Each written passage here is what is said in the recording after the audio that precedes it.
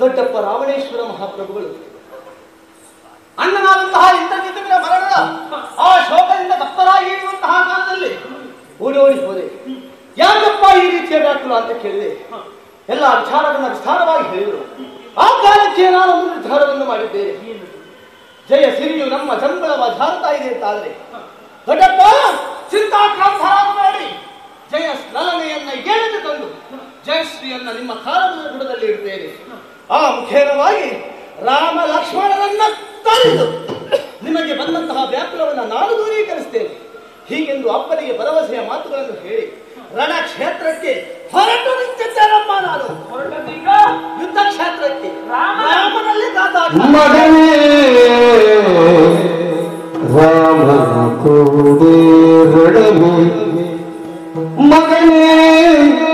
ರಾಮನ ಕೂಡ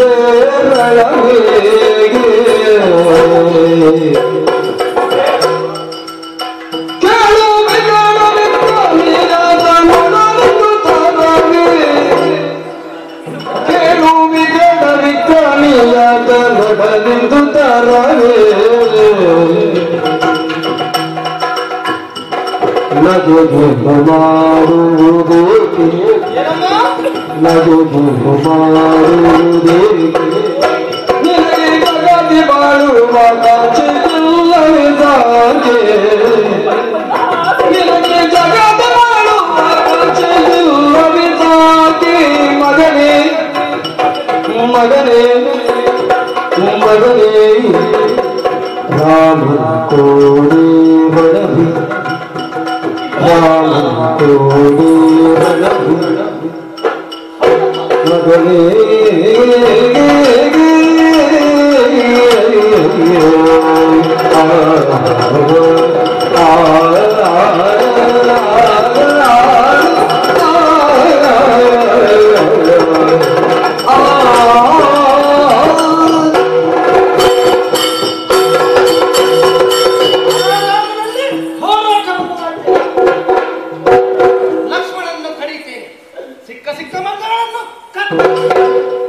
ಜಯ ಲಲನೆಯನ್ನು ನಮ್ಮ ಪಾಲಾಯಿಸ್ತೇನೆ. ಇದಾಡುವುದಕ್ಕೆ ಸುಲಭ ಮಗನೇ. ಏನನ್ನು ನಾನು ಕೇಳುತ್ತಾ ಇದ್ದೇನೆ ನನ್ನ ಕಂದನ ಬಾಯಿಯಲ್ಲಿ. ಏನಾಯ್ತಮ್ಮ? ಆಡಬಾರದೆ ಇರುವಂತಹ ವಿಚಾರಗಳನ್ನೇನಾದರೂ ನಾನು ಅರುಹಿದ್ದೇನೆ. ದರಿಗಿಳಿದು ಬಂದಂತಹ ಶ್ರೀರಾಮಚಂದ್ರ ಧರ್ಮ ಸಂಸ್ಥಾಪನೆಗಾಗಿ ದರಿಗಿಳಿದು ಬಂದಂತಹ ಶ್ರೀರಾಮಚಂದ್ರದಲ್ಲಿ ಬವರಕ್ಕಾಗಿ ನಿಂತಿದ್ದೀನಿ. ಹೋರಾಟಕ್ಕೆ ಸಿದ್ಧನಾಗಿದ್ದೇನಮ್ಮ. ಶ್ರೀರಾಮಚಂದ್ರನ ಬಗ್ಗೆ ನೀನು ಅರಿತಿದ್ದೀಯ ಕಂದ. ವಿಗಡ ವಿಕ್ರಮಿಯಾದ ಮಾತ್ರವಲ್ಲ, 14,000 ಖಳರನ್ನು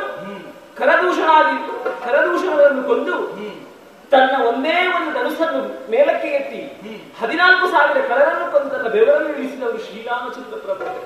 ಮಾತ್ರವಲ್ಲ, ವೃತ್ತಾಕಾರವಾಗಿದ್ದಂತಹ 7 ಕಾಡೆ ವೃಕ್ಷಗಳನ್ನು ಒಂದೇ ಬಾಣದಿಂದ ಕೊಂದು ಒಂದೇ ಬಾಣದಿಂದ ತಡೆದು ಬುಡ ಸಮೇತ ಕಿತ್ತವರು ಶ್ರೀರಾಮಚಂದ್ರ. ಬಲ್ಲೆನಮ್ಮ ಕುಮಾರ. ಅಮ್ಮ, ಶ್ರೀರಾಮ ಬಾಣಕ್ಕೆ ಹುಸಿಲ್ಲ ಮಗನೇ. ಅದು ಸಜೀವ ಶರ.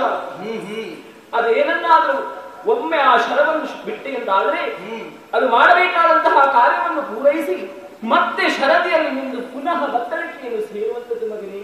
ಇವೆಲ್ಲವನ್ನು ತಿಳಿದವನ. ಆದ್ರೆ ನೀನೀಗ ಹೊತ್ತದ್ದು ಹೇಗಾಯ್ತು ಬಲ್ಲೆಯ? ಹೇಗಾಯ್ತಮ್ಮ? ರಾತ್ರಿ ಕಂಡಂತಹ ಬಾವಿಗೆ ಹಗಲು ಹೋಗಿ ಬಿದ್ದ ಹಾಗೆ ಆಯಿತು. ನಾನು ಏನನ್ನು ಕೇಳುತ್ತಾ ಇದ್ದೇನೆ ನನ್ನ ಬಾಯಿಯಿಂದ. ಮಗನೇ, ರಾಮನ ಕೂಡ ಯುದ್ಧ ಸಲ್ಲದು ಮಗನೇ. ಅಮ್ಮ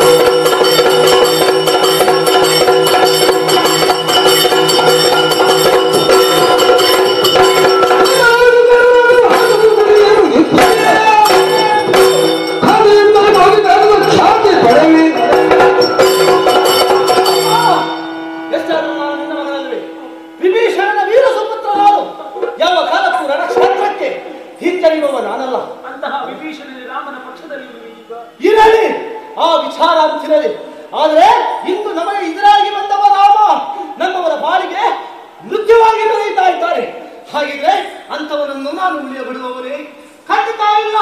ನಮ್ಮವರ ಪಾಲಿನ ಮುಖ್ಯವಾಗಿರುವ ಆ ರಾಮನನ್ನು ಸಂಜೆ ಲಕ್ಷ್ಮಣನನ್ನು ಕರೆಯುತ್ತೇನೆ. ಕರೆಯದೇ ತಂದೆ ನಿನ್ನ ಮಗನಲ್ಲ. ಬೇಡ ಮಗನೇ ಛಲವ ಬಿಡು ಬಿಡು ಬಿಡು ಬೇಡ ಮಗನೇ ಛಲವ ಬಿಡು ಬಿಡು ಮಗನೇ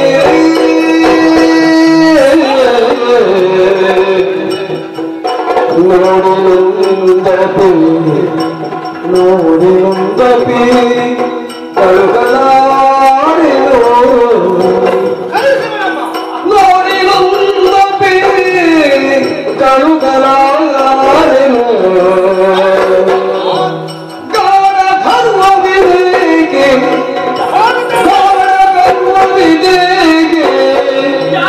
ಭಾರತ ಕಾಡಬೇಡ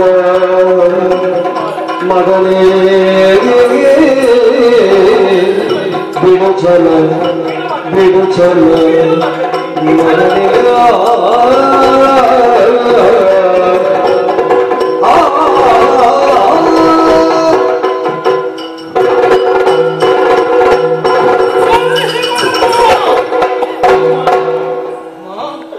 ಪರರಿಗಿದ್ದಂತಹ ದ್ರವ್ಯ ಮೀನನ್ನು ಹಿಡಿಯಲು ಹೋದಂತಹ ಬೆಸ್ತ ಯುದ್ಧ ಕ್ಷೇತ್ರಕ್ಕೆ ಹೊರಟಂತಹ ಯೋಧ ಮತ್ತೆ ಹಿಂತಿರುಗಿ ಬರೆಯುವುದು ಅದೃಷ್ಟದ ಮಾತೇ ಸತ್ಯ.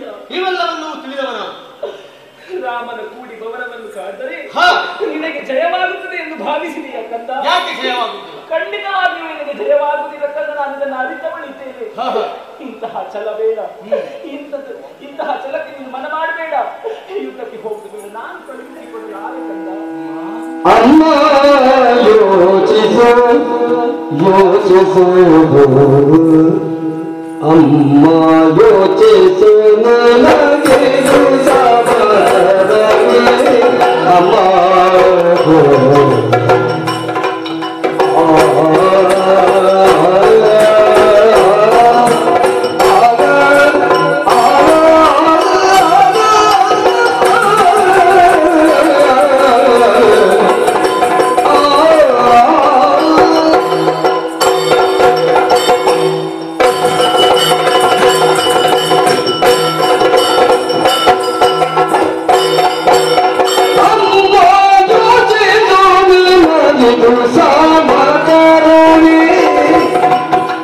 ಅಮ್ಮ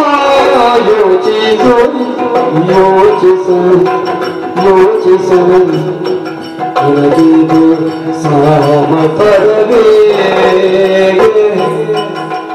ಧರ್ಮದ ನೆಲೆ ಅರಿವಿಂದು ನಡೆವೆ ಧರ್ಮದ ನೆಲೆ ಅರಿವಿಂದು ನಡೆವೆ